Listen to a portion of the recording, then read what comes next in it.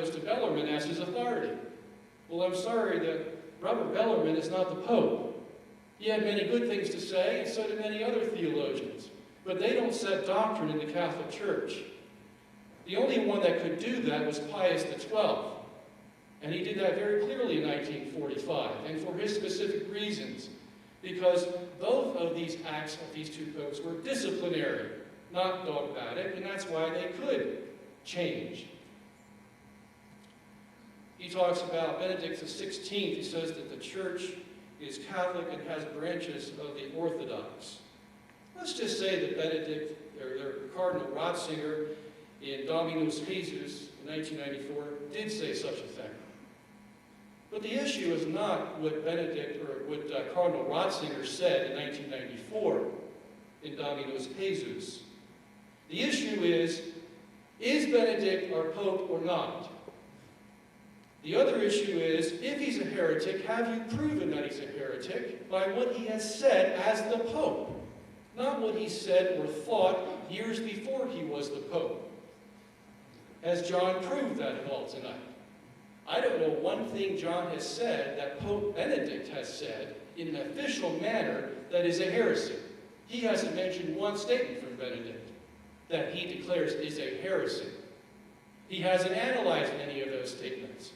And yet he can stand up here and say that Benedict is a heretic and he is not the Pope any longer, without even one example of how he is a heretic, other than his previous quotes of what he may have believed in the past somewhere.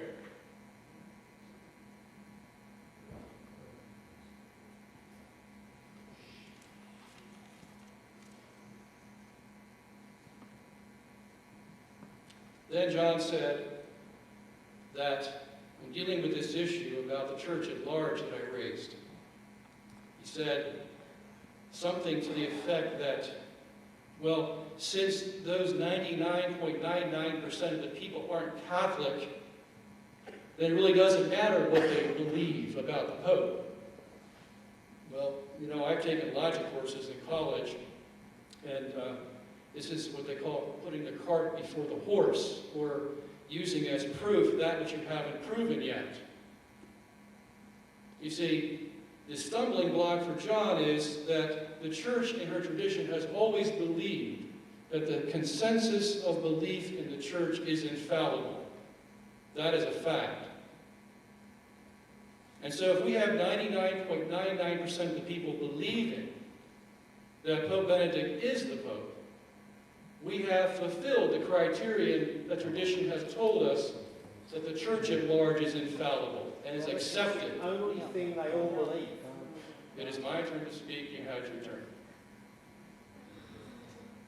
He says that the peaceful acceptance of the church has not occurred with Benedict because we have this confusion, whatever he terms as confusion.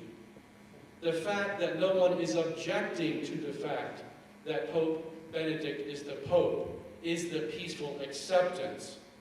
If 99.99% of them were in arms objecting to the fact, verbally, in writing, in radio, in TV, or whatever media they can find, that he's not the Pope, you can rest assured that that is the infallible teaching of the church. But that is certainly not the case.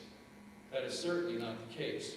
None of them have said, except this 0.0001% of the people have voiced their objections. So this is an obstacle that John has not overcome. You cannot dismiss it by saying that, well, they're not Catholic anyway, so their opinion doesn't matter. No, that's not the way the church works, John. You don't use as proof that which you haven't proven yet. You don't change the definitions of phrases like peaceful acceptance to mean that, well, whatever you think it means. There is no objection that has been raised against Benedict except for a very small minority of people in the world, and those very same people have elected their own popes. I dare say that the tradition has been fulfilled. The church at large has not made a mistake. I'll conclude there. Thank you very much.